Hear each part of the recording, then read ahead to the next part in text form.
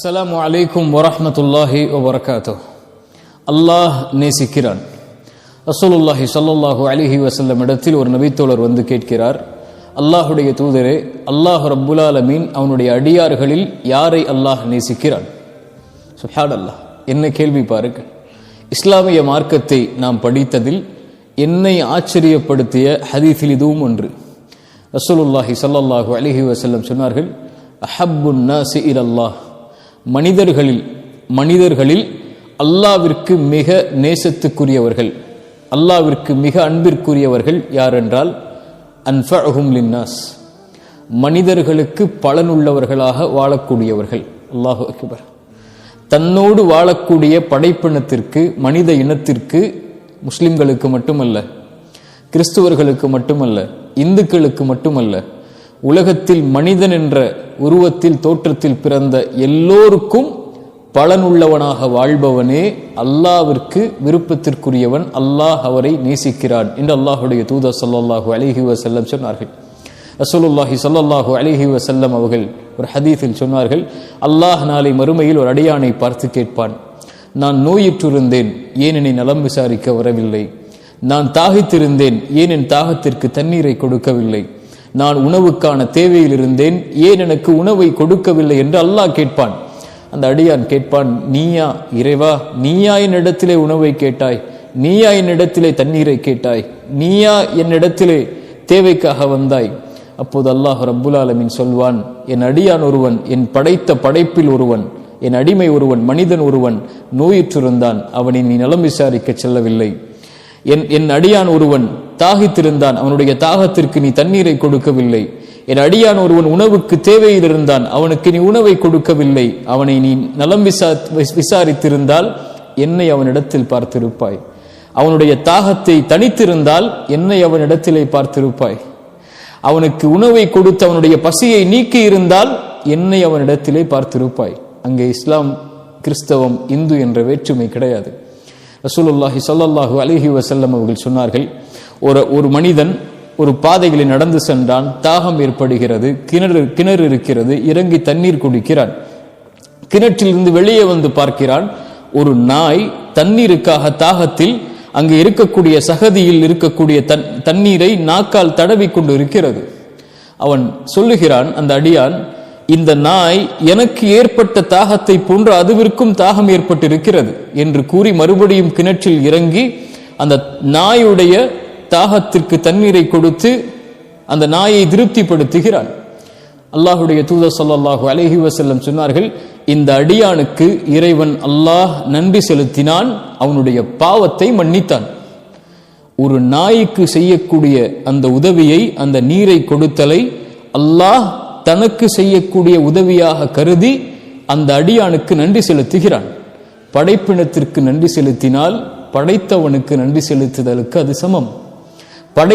படைப்பினங்களை நோவினைப்படுத்தினால் படைத்தவனை நோவினைப்படுத்தலுக்கு சமம். ரசூலுல்லாஹி ஸல்லல்லாஹு அலைஹி வஸல்லம் சொன்னார்கள், ஒரு பெண் ஒரு பூனையை கட்டி கொடுமைப்படுத்திய காரணத்தால் உணவளிக்காமல் தண்ணீர் கொடுக்காமல் அல்லாஹ் அந்த பெண்ணுக்கு நரகத்தை கொடுத்தான்.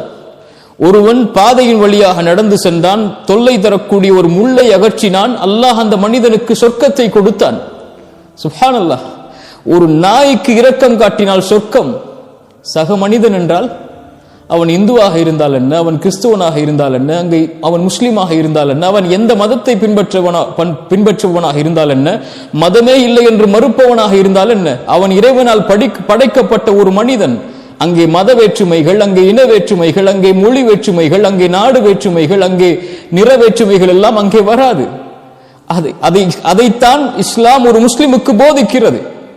உதாரணமாக, பள்ளியில் தொழுகை நடக்கிறது, பக்கத்தில் இருக்கக்கூடிய ஒரு கோயிலில் தீப்பற்றி எரிகிறது, அங்கே மனிதர்கள் கூச்சலிடுகிறார்கள். இங்கே தொழுகையா, அந்த மனிதர்களுக்கு உதவி செய்தலா? இஸ்லாம் சொல்லுகிறது, இந்த நேரத்தில் நீ செய்ய வேண்டியது அந்த மனிதர்களுக்கு சென்று உதவி செய், இதைவிட அது மேலானது. இப்போது அதைத்தான் அல்லாஹுடைய தூதர் ஸல்லல்லாஹு அலைஹி வஸல்லம் சொன்னார்கள், அல்லாஹ் ரப்புல் ஆலமீன் மனிதர்களில் யாரை அல்லாஹ் நேசிக்கிறான்? மனிதர்களுக்கு பலனுள்ளவனாக வாழக்கூடியவர்களை. சுப்ஹானல்லாஹ். ரசூலுல்லாஹி ஸல்லல்லாஹு அலைஹி வஸல்லம் இடத்திலே அந்த நபித்தோழர் மேலும் ஒரு கேள்வியை கேட்கிறார், செயல்களில் மனிதன் செய்யக்கூடிய செயலில் அல்லாஹ்விற்கு விருப்பமான, அல்லாஹ் நேசிக்கக்கூடிய செயல் எது? கேளுங்கள்.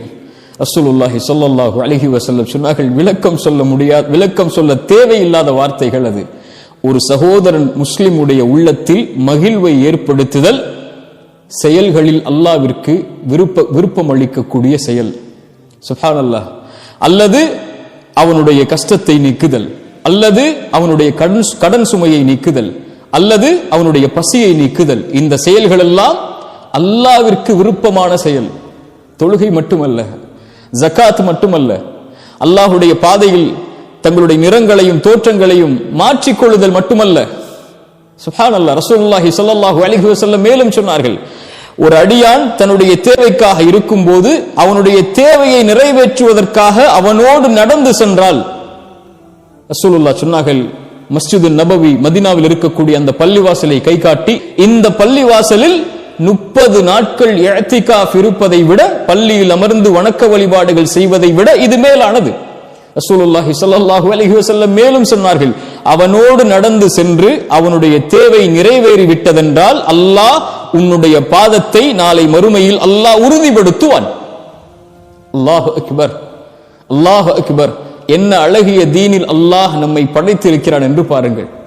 அபூபக்கர் சித்திக் ரலியல்லாஹு அன்ஹு அவர்களிடத்திலே, அவர்கள் இருக்கக்கூடிய சபையில் அல்லாஹ்வுடைய தூதர் ஸல்லல்லாஹு அலைஹி வஸல்லம் ஒரு முறை கேட்டார்கள், யார் இன்றைய தினம் நோன்பாளி? அபூபக்கர் சொன்னார்கள், நான். யார் இன்றைய தினம் ஒரு நோயாளியை நலம் விசாரித்தது? அபூபக்கர் ரலியல்லாஹு அன்ஹு சொன்னார்கள், நான். யார் என்று ஒரு ஏழைக்கு உணவளித்தது? அபூபக்கர் சித்திக் ரலியல்லாஹு அன்ஹு அவர்கள் சொன்னார்கள், நான். யார் என்று ஒரு ஜனாசாவை பின்தொடர்ந்தது? அபூபக்கர் ரலியல்லாஹு அன்ஹு சொன்னார்கள், அல்லாஹ்வுடைய தூதரே, நான். அபூபக்கரை பார்த்து அல்லாஹ்வுடைய தூதர் ஸல்லல்லாஹு அலைஹி வஸல்லம் சொன்னார்கள், சொர்க்கத்திற்கு ஒரு மனிதனை சேர்க்கக்கூடிய எல்லா செயல்களையும் அபூபக்கரை நீ வைத்திருக்கிறாய் என்று. இது பலனுள்ள வாழ்வு. அங்கே நோன்பு மட்டுமல்ல ஒரு நாளில், அங்கே தொழுகை மட்டுமல்ல ஒரு நாளில், அங்கே ஜனாசாவை பின்தொடர்ந்திருக்கிறார், இறந்தவரை பின்தொடர்ந்து அடக்கம் செய்திருக்கிறார், ஒரு நோயாளியை நலம் விசாரித்திருக்கிறார், ஒரு ஏழைக்கு உணவளித்திருக்கிறார். அல்லாஹு அக்பர், அல்லாஹு அக்பர். தொழுகை மட்டுமல்ல இஸ்லாம், ஜகாத் மட்டுமல்ல இஸ்லாம், லா இலாஹ இல்லல்லாஹ்வை வாயால் பரப்புதல் மட்டுமல்ல இஸ்லாம், செயல்களில் குணத்தில் எம்மை சீர்படுத்தி அல்லாஹ்விற்கு விருப்பத்திற்குரிய குணமாக மாற்றி அல்லாஹ்வுடைய நேசத்தை அதன் மூலமாக தேடுதல் தான் இஸ்லாம். ரசூலுல்லாஹி ஸல்லல்லாஹு அலைஹி வஸல்லம் இடத்திலே ஒரு நபித்தோழர் கேட்டார், அல்லாஹ்வுடைய தூதரே, ஒரு பெண் வணக்க வழிபாட்டில் முழுமையாக இருக்கிறாள், 5 வேளை தொழுகையை தொழுகிறாள், இரவு வணக்கத்தை தொழுகிறாள், கடமையான நோன்பை நோக்கிறாள், அதிகமாக தான தர்மங்கள் செய்கிறாள். ஆனால் அந்த பெண்ணால் அண்டை வீட்டார் நோவினை அடைகிறார். இந்த பெண் யார்? அல்லாஹ்வுடைய தூதரே. ரசூலுல்லாஹி ஸல்லல்லாஹு அலைஹி வஸல்லம் சொன்னார்கள், லா கைர ஃபீஹா, அந்த பெண்ணிடத்தில் எந்த நலவும் இல்லை, எந்த நலவும் இல்லை. அந்த பெண் நரகத்தை சார்ந்தவள், தொழுகிறாள், ஆனால் அந்த பெண்ணால் அண்டை வீட்டார் நோவினை அடைகிறாள். அவன் முஸ்லிமா, இந்துவா, கிறிஸ்தவனா? ஒரு மனிதன் உன்னால் நோவினை அடைந்தால் அல்லாஹ் ஏற்றுக்கொள்ள மாட்டான். உன் இனம் ஏற்றுக்கொள்ளலாம், உன் சமூகம் ஏற்றுக்கொள்ளலாம், உன்னை படைத்த இறைவன் படைப்புகளுக்கு பொதுவான இறைவன் அவன். ரப்புல் ஆலமீன், அகில உலகத்திலே பிறந்த எல்லோருக்கும் அவன் ரப், இறைவனவன். அவன் முஸ்லிம் என்று, கிறிஸ்தவன் என்று, இந்து என்று நோவினை செய்வதில் பார்க்க மாட்டான், உதவி செய்வதில் பார்க்க மாட்டான். மனிதர்களுக்கு அவர்களுடைய தேவையை நிறைவேற்றுவது இறைவனுடைய கடமை. அது அந்த கடமை அல்லாஹ் நிறைவேற்றுவதற்கு தேர்ந்தெடுத்த கூட்டத்தில் சிறந்த கூட்டம் லா இலாஹ இல்லல்லாஹ்வை சுமந்திருக்கக்கூடிய நானும் நீங்களும். ஆனால் செயல் எம் சமூகத்தில் எப்படி எப்படி? அல்லாஹ் நேசிக்க வேண்டும் என்றால், அல்லாஹ்வுடைய நேசம் நமக்கு வேண்டும் என்றால், ரசூலுல்லாஹி ஸல்லல்லாஹு அலைஹி வஸல்லம் சொன்னார்கள், மனிதர்களுக்கு பலனுள்ள வாழ்வை வாழ், உன் மூலமாக ஒரு மனிதன் வாழ்ந்தான் என்ற வாழ்க்கையை வாழ், அல்லாஹ் உன்னை நேசிப்பான், அல்லாஹ் உன்னை நேசிப்பான்.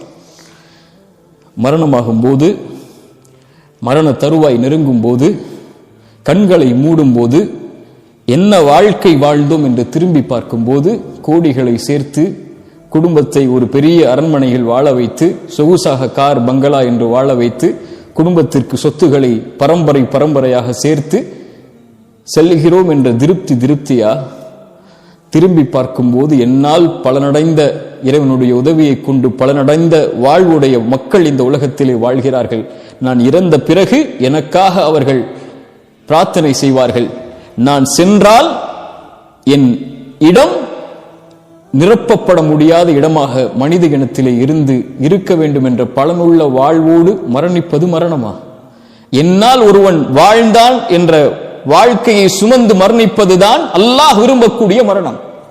என் குடும்பம், என் குழந்தை, என் சந்ததிகள், என்னை சார்ந்தவர்கள் மட்டும் நன்றாக இருந்தால் போதும் என்று வாழக்கூடிய வாழ்க்கை இல்லை. அது ஒரு ஒரு முஸ்லிமுடைய வாழ்க்கையாக இருப்பதை அல்லாஹ் விரும்ப மாட்டான்.